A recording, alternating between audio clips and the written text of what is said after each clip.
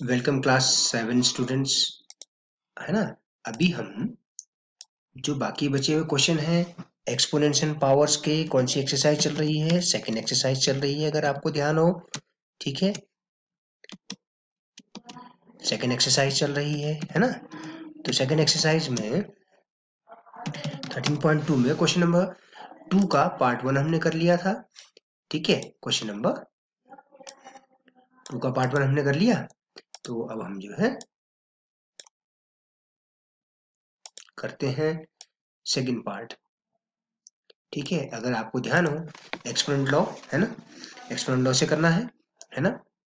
तो आप क्या करिए, हमेशा याद रखिए सारे एक्सपोनेंट्स लॉ जो है स्टार्टिंग में एक कागज पर ही लिख लीजिए। एक पेपर पे किनारे पे जब आप सॉल्व करें तो ऐसे लिख लेंगे, तो इससे क्या होगा कि आपको आइडिया आ जाएगा कि भाई कौन सा लॉ हमने अप्लाई करना है ना। ठीक है, जैसे ये पहला लॉ हो गया है ना, इस तरह से जो है आप सारे लॉ ले लीजिए, 1 2 3, इस तरह से सारे एक पेपर पे लिख के रख लीजिए। ठीक है, अब आपको ध्यान होगा कि पहले दो जो लॉ थे वो किससे रिलेटेड थे? जब सेम बेस हो और पावर्स डिफरेंट हो। ठीक है, दूसरा वाला क्या था? A to the power m divided by a to the power n, ये वाला था, है ना, ये वाला फॉर्म था। तीसरा क्या था? A to the power m की पावर n, यानी कि पावर की पावर, ये था फॉर्म, है ना। चौथा फॉर्म क्या था? आप ध्यान करिए, चौथा form a to the power m into b to the power m type का था। अब इसमें क्या है, देखिए पहले और चौथे में क्या अंतर है। पहले वाले में बेसिस सेम है, चौथे वाले में पावर सेम है, बेसिस डिफरेंट है ना। और पांचवा जो था वो क्या था आपका? A to the power m divide by b to the power m वाला, ये वाला फॉर्म था, है कि नहीं। अगर आपको ये सब एक साथ लिख लेंगे तो इसमें क्या होगा कि आपको गलती के चांस बहुत कम मिलेंगे। फिर छठा था क्या? ए टू द पावर 0 क्या होता है? 1 होता है। A to the power m divide by a to the power n क्या होता है? A to the power m minus n हो जाता है ना। जब बेसिस सेम हो और पावर्स डिफरेंट हो तो डिवाइड का साइन अगर बीच में हो तो पावर्स क्या हो जाती हैं? सब्ट्रैक्ट हो जाती हैं। पावर्स पावर क्या हो जाती है? मल्टीप्लाई हो जाती हैं। A to the power m की पावर n का मतलब हुआ a to the power m into n कर देंगे आप। इसमें क्या है, बेसिस आपके डिफरेंट है, पावर सेम है, मल्टीप्लाई साइन बीच में है, तो ये क्या हो जाएगा? a into b whole power m हो जाएगा। a into b whole power m हो जाएगा। ठीक है, ऐसे जब आप लिखेंगे बिना देखे तो आपको ये याद हो जाएगा। अब जैसे डिवीजन वाला है, a divide by b, b को आप जो डिवीजन है बेसिस को a डिवाइड बाई बी कर देंगे, होल पावर m कर देंगे, है ना। ये क्या है, इसमें बेसिस जो है आपके डिफरेंट है, पावर सेम है, डिवीजन साइन है, तो ऐसा हो जाता है ना।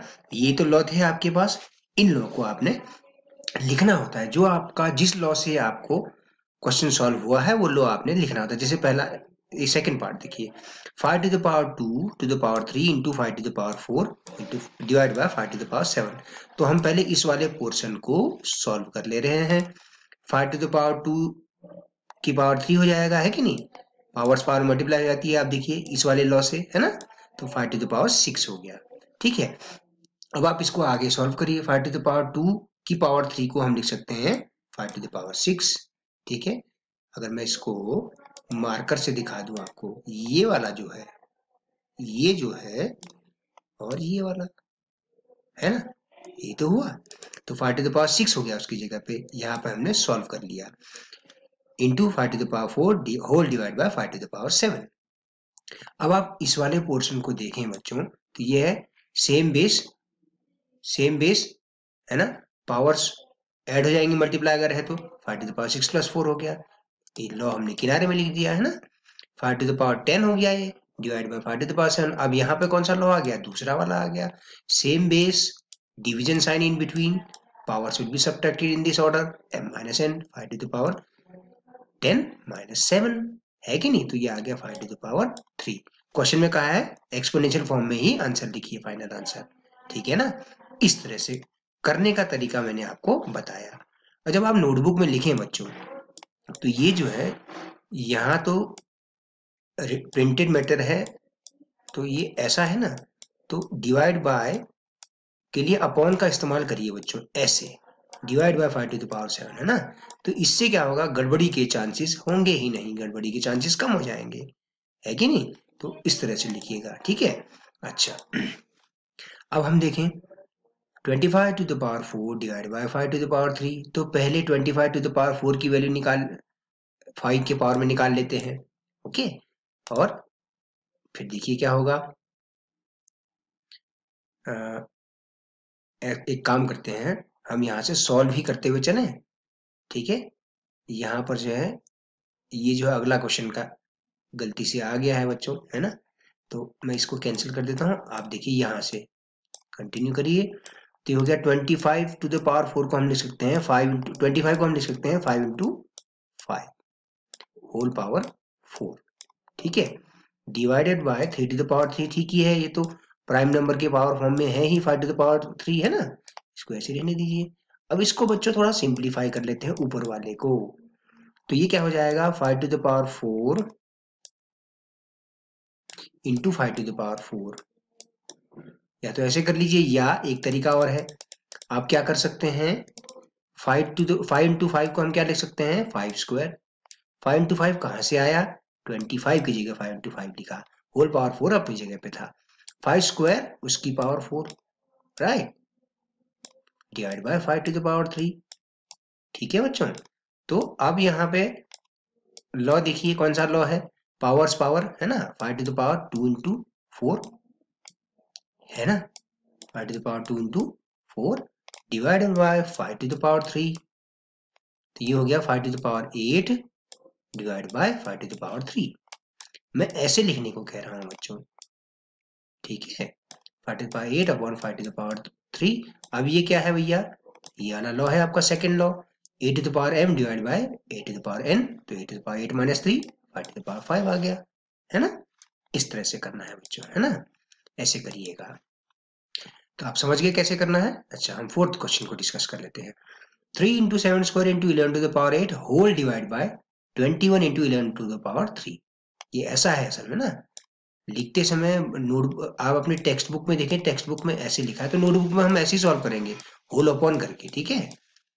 ऐसा मत करिए, ये जो है ऑड लगता है और कंफ्यूजन भी होता है, ठीक है। तो अब हमने क्या किया, 21 के फैक्टर्स, प्राइम फैक्टर जो सबसे बड़ा नंबर है, जो भी नंबर जिसके प्राइम फैक्टर हो सकते हैं उसके प्राइम फैक्टर लिख दीजिए वहां पे। 21 की जगह लिख दिया 7 इंटू 3, ओके। तो अब जो है ये कैसा बन गया, 3 into 7 square into 11 to the power 8 ये था, ठीक है। होल पावर में 21 की जगह हमने लिख दिया 3 into 7 into 11 to the power 3, ठीक है ना। तो सॉरी, थोड़ा लिखने में गड़बड़ हो रही है, 11 टू द पावर 3 बच्चों, ठीक है। अब ये क्या हो गया, देखिए सेम बेस वाले को एक साथ लिख लिया, 3 को हम लिख सकते हैं 3 to the power 1 upon 3 to the power 1, एक ग्रुप ये बन गया। दूसरा ग्रुप 7 पावर बेस वाले जो है इनको एक साथ लिख लेते हैं, क्योंकि लॉ तो हम सेम बेस वाले में ही लगाएंगे ना। और फिर ये तीसरा ये बन गया, okay, upon 11 to the power 3 आया बच्चों। अब आप ध्यान दीजिए इन तीनों में कौन सा लॉ है, एक ही लॉ तो है, a to the power m divide by a to the power n वाला ना, सेकंड वाला लॉ है कि नहीं। तो ये हो गया a to the power m minus n, right. तो समझ में आया ना बच्चों, ये लॉ हमने लिख दिया, जिस लॉ का इस्तेमाल करेंगे हम अगले स्टेप में, हम अगले स्टेप में यहाँ पे यूज करेंगे। तो ये आया 3 टू द पावर 1 माइनस 1, है ना, into 7 to the power 2 minus 1, 7 की पावर कुछ नहीं है तो 1 माना जाएगा, okay. 11 to the power 8 minus 3, है ना, a to the power m divide by a to the power n, यानी कि 11 to the power 8 minus 3, okay. तो अब यहाँ आया 3 टू द पावर 0, 1 माइनस 1 0 हुआ, into 7 into 11 to the power 5। अब आप बताइए 3 टू द पावर 0 क्या होता है, 1 होता है ना, a to the power 0 is 1, तो आंसर आ गया 7 into 11 to the power 5, okay. तो हमने यहां से स्टार्ट करके यहां ऐसे किया, ठीक है। उसके बाद ये हुआ, फिर उसके बाद आपका यहां पर मैं हटा देता हूं, उसको कंफ्यूज कर रहा है ये। तो फर्स्ट स्टेप ये हो गया, सेकंड ये हो गया, तीसरा स्टेप यहां से आ जाएगा, ठीक है। इस तरह से करिए, ध्यान दीजिए बच्चों, आप वीडियो को ध्यानपूर्वक देखिए उसके बाद करिए। अब ये तो बड़ा आसान है, वही फिफ्थ वाला। 3 to the power 7 whole divided by 3 to the power 4 into 3 to the power 3। तो इसमें जो है कौन सा लॉ आ गया, a to the power m into a to the power n वाला। पावर से ऐड हो जाएंगी, मल्टीप्लाई साइन है, बेसिस सेम है ना, मल्टीप्लाई साइन है तो पावर से ऐड हो जाएंगे। 3 to the power 4 प्लस 3 तो हो गया 3 to the power 7 upon 3 to the power 7। अब इसमें कौन सा लॉ लग गया, ये वाला लग गया डिवीजन वाला। तो 3 to the power 7 minus 7 3 to the power 0। अब 3 to the power 0 क्या होता है 1, है ना, ये लॉ है आपका सबसे लास्ट वाला law, a to the power 0 is equal to 1। किसी भी नंबर की पावर 0 रखने पर 1 आता है ना। ये बन गया इस तरह से क्वेश्चन। ठीक है बच्चों। अच्छा, 6th पार्ट, ये गलत नहीं करने हैं क्वेश्चन, ये तो बड़ा ही आसान है। ये तीन जो है 6, 7 और 8th पार्ट। देखिए a to the power 0 क्या होता है, a to the power 0 क्या होता है 1 होता है, राइट। अब इस लॉ का इस्तेमाल करते हुए इस लॉ का इस्तेमाल करते हुए क्वेश्चन सॉल्व करना है। 2 to the power 0 1 हो गया, 3 to the power 0 1 हो गया, 4 to the power 0 1 हो गया, ये प्लस साइन अपनी जगह है, 1 + 1 + 1 3 हो गया। 2 to the power 0 multiply by 3 to the power 0 multiply by 4 to the power 0। तो since a to the power 0 is 1, तो you will say, यहाँ पर आप राइट हैंड साइड में लिख दीजिए इस लॉ को। तो 1 × 1 × 1 तो 1 आ गया, है ना। अब 8th वाले पार्ट में बच्चे बहुत गलतियां करते हैं, क्योंकि ध्यान दीजिए साइन का बीच में, है ना। 3 to the power 0 की जगह 1 हो गया, प्लस की जगह प्लस रहा, 2 to the power 0 की जगह 1 हो गया, मल्टीप्लाई की जगह मल्टीप्लाई, और 5 to the power 0 1 हो गया। तो 1 + 1 आप पहले ब्रैकेट को सॉल्व करते हैं। बॉडमास रूल आपको याद होगा, बॉडमास रूल, है ना, bracket of division, multiplication, addition and subtraction. तो क्या होता है, पहले हमेशा ब्रैकेट सॉल्व किया जाता है, फिर डिवीजन सॉल्व होता है, फिर मल्टीप्लाई, फिर एडिशन, फिर सब्ट्रैक्शन। तो 1 + 1 हो गया 2, 2 × 1 is 2, राइट। इस तरह से करना है, ठीक है। अच्छा, इसका 9th पार्ट देखिए बच्चों, ठीक है। 9th पार्ट देखें, 2 to the power 8 into a to the power 5 divided by whole divided by 4 to the power 3 into a to the power 3 4 cube into a cube। ठीक है, तो मैं यहाँ पे सॉल्व करता हूँ, देखिए कैसे आप अपनी नोटबुक में करेंगे। 2 to the power 8 into a to the power 5, okay, ये आया। फिर 4 क्यूब है, 4 की जगह मैंने लिख दिया 2 का स्क्वायर, और होल पावर 3 अपनी जगह पे है, ठीक है, इंटू a क्यूब। समझ में आया ये कैसे हुआ। देखिए इस 4 के फैक्टर क्या है, 2 × 2 है ना। तो 2 × 2 का मतलब हो गया 2 स्क्वायर। ये जो था आपका, ये वाला जो है, ये क्यूब तो अपनी जगह है ही, वो हमने वहीं रहने दिया, उसको कुछ नहीं किया, है ना। तो अब क्या हो गया, अब क्या हो जाएगा 2 to the power 8, ठीक है, into a to the power 5। अब आप इसको सिंप्लीफाई करिए, 2 to the power 2 की पावर 3 क्या हो जाएगा, 2 to the power 6 हो जाएगा, है ना। होगा कि नहीं, कौन से लॉ से, लॉ देखिए लिखा हुआ है राइट हैंड साइड में, इस लॉ को लिखिए, a to the power m to the power n 2 to the power a to the power m into n, तो 2 × 3 6 हो गया। अब आप इसमें देखिए, इस वाले में ये हो गया 2 to the power 8 divided by 2 to the power 6, ठीक है, और यहाँ पे हुआ a to the power 5 upon a to the power 3, ठीक है ना। देखिए मैं जो बोल रहा हूँ आप ध्यान से सुनिए, देखिए इसको। तो अब यहाँ पे कौन सा लॉ आ गया, a to the power m divide by a to the power n वाला, है ना, a to the power m divide by a to the power n, तो ये हो गया 2 to the power 8 - 6, ओके। और यहाँ पर हो गया a to the power 5 - 3, ठीक है। तो अब आप देखिए 2 to the power 8 - 6 हो गया 2 का स्क्वायर, राइट, और ये हो गया a का स्क्वायर, ठीक है, a का स्क्वायर। तो चाहे तो मल्टीप्लाई साइन बीच में से हटा दीजिए, आप ऐसे कर सकते हैं 2a 2 स्क्वायर a स्क्वायर, ऐसा कह सकते हैं।